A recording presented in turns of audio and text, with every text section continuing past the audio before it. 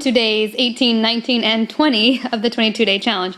I haven't put out a video in the last 3 days because I have been insanely busy, and every time I've gone to do one, I haven't been able to film while I'm doing the actual thing. So this isn't actually an audio because it's more of an explanation video, so it's just easier to make it an audio. So I'm going to give you 3 different tips or techniques that I use to help raise my vibration. And the first one is receiving the now. Now this is something that I go into a lot of detail in my Creating with Emotions class and my Healing the Emotional Body class. But this is one of the most powerful techniques that I've learned, and I think it's one of the fastest and quickest ways to raise your vibration. And it's not always easy to get there, but once you're there, you realize that the only thing that actually matters is the now, and then this now is where all of your power lies. All of your power is in this now. So one of the tricks I do for receiving the now is especially if I'm stressed or just really preoccupied, or I just find I'm not in the moment, if I'm stressed about the future or worried about things that have happened in the past, I try to take a few deep breaths and just connect to the moment. Obviously, breath is the quickest and fastest way to connect to the moment, but I'll start looking around my environment and kind of go on a rampage of appreciation, like Abraham Hicks talks about the things that I like about my now already. So I start working my vibe up that way. And even if I have to be as simple as, I love the way the light comes in the window. I like the flower that I have in front of me. It's beautiful. I like that I can listen to music, and I like that I can get on the internet anytime I want and research anything. Like, even if I have to kind of stretch to find things that I genuinely feel thankful for. And what I mean by that is it's easy to say things like, oh, I'm thankful for my friends and my family. And I don't mean being general. I mean specifically things in your now, and especially in your direct vicinity, that you actually feel thankful for. You'll find that when you start having an attitude of gratitude, as they say, it soothes your vibration. And self-soothing is one of the best things you can do to help yourself start feeling better, especially if you're in sort of an emotional funk. So really start appreciating the things around you.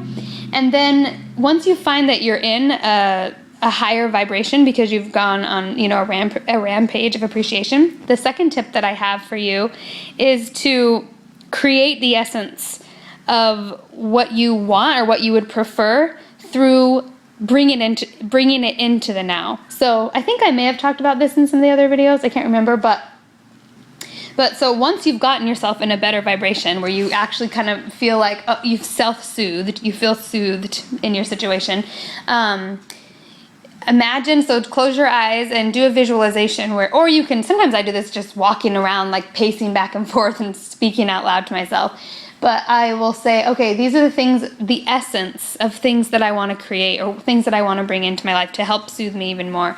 So when I say essences, I like to focus on what I want things to feel like rather than specific things. So rather than maybe saying, I don't know, a tangible example might be I'm trying to get a car, you could instead focus on what having a car would feel like, what it brings to your life, like the essence of it, or let's say a relationship, same thing. What are the essences of those things? Emotionally, how would you feel having that car or being in that relationship? And focus on things that you can actually feel now in this moment. So this is, again, part of receiving the now. Once you bring those essences into your current environment, to your current moment, you just feel them. From that point on, you just feel them. Because once you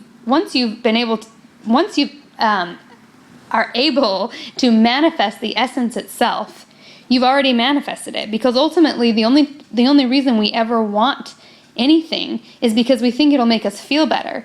But if we can self-soothe ourselves now and then bring in the essence of the things we want and then fuel those vibrations in the now, we actually, really what we manifest in the physical world becomes sort of an afterthought, because in any given moment, it's always about feeling better, which is kind of what the whole point of this 22-day challenge is. It's about allowing ourselves to feel better in any given moment and using any excuse we can to feel better, to self-soothe and feel better. So bring in the vibrations of the things that you want, and then notice in your environment things that already make you feel that way. So let's say you were trying to manifest a car and you're thinking, well, I would like the freedom that would bring me. Then imagine what that feeling of freedom feels like to you, and then look around in your life at anything that even slightly resembles that vibration and appreciate it, almost praise it, like bring it more in, fuel it more in. Like feel the thankfulness you have for those vibrations that are already there. And what happens is then you fuel those vibrations and you make it a stronger point of attraction for you. So the physical manifestation of a car is more likely to come in because you're opening up the vibration and making it stronger for that particular manifestation. This is just a manifestation trick that has worked well for me. So those are part 1 and 2 of my challenge. And then my third one is to charge your batteries. And I do this through a meditation as well. So we know that the body has an electromagnetic field around it. And we know that to be a powerful person, you literally need to be charged. You've got to have a powerhouse of energy. And it's just like famous people, for example, we say they're stars. We call them stars. And I was watching the Golden Globes last year, and I remember Tina Fey and Amy Poehler said something like, you would not believe the wattage, the star wattage, like mega wattage that's in this room, star power that's in this room. And I thought, that's really true. I mean, obviously there's an essence around these people because we put them on pedestals and things, but nonetheless, charging your body with energy, that mega wattage, that is when you become a powerhouse in your life. So one of the meditations that I started doing is just going in meditation and imagining that I find a place within me, and I just do this through visualization. So my first one that I ever came up with was I saw myself in this sort of amazing, beautiful forest at night where it seemed like a magical, enchanted forest. And I found these plants that were sort of lit up, like these intense, these glowing plants. And I imagined that when I connected with their energy, it just filled me up with energy. And it was this forest exists inside of me, in my heart. And of course it exists inside me because it's my imagination. But nonetheless, because I'm drawing in those thoughts and drawing in the thoughts of energy, I literally I allow that energy to go all through my body. And I feel like I literally charge myself up. And it's that reminder, that trick for your brain, that you have an ever-ending source within you, a never-ending wellspring of life within you.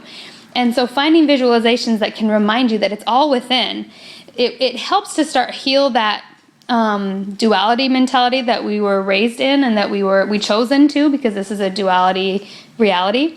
But when we start healing that and realize there's actually no such thing as lack is just a constructed thing that we've constructed as humans. It's a consensus belief that's not actually true. It's true because we create it, we believe it, and then create lack, but there's not actual lack. Energy is abundant and unending, and you have that within you. So find a visualization that works for you, but imagine yourself every day being full and filled with mega wattage energy, like a powerhouse. Imagine that you're a powerhouse and all the power comes from within, prana or whatever you want to call it.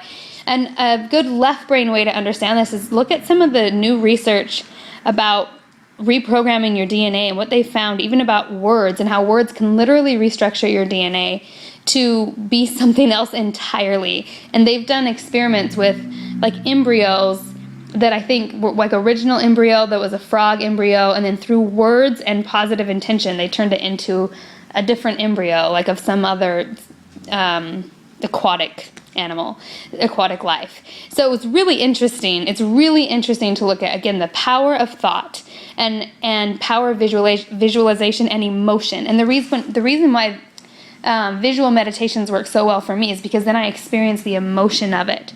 And so every day, as part of my meditation of charging myself up, I imagine that my DNA is being programmed with abundance mentality, with never-ending resources mentality, with never-ending love mentality, with really truly just being connected to source, the source of all sources that we come from, which some people call God.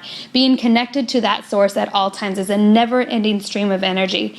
And when we connect that to our bodies, we literally charge ourselves up. And I believe we can change our DNA with that. So those are 3 tips that I suggest doing, or I just kind of give you, and let me know. Well, if you're in the group, let me know how any of these go. I'd love to hear. Okay, ciao.